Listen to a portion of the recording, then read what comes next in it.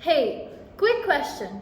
What's a story you remember from your childhood? One that made you laugh, dream, or maybe even taught you something. Now imagine if every child had that kind of story. One that stays with them for life. That's exactly why we started Batang Libro, which is a Filipino term for children's book.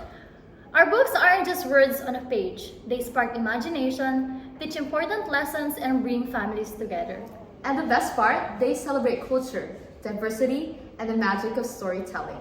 We focus on children ages 3 to 10, creating stories that parents and teachers can trust to educate, inspire, and entertain.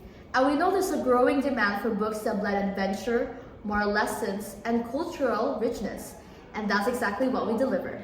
Our business model is pretty simple. We sell directly to our website, partner with retailers, and expand through licensing and merchandise. We also engage with schools and communities to bring meaningful storytelling experiences to more kids. And here's our very first book, Amara and the Talking Fireflies.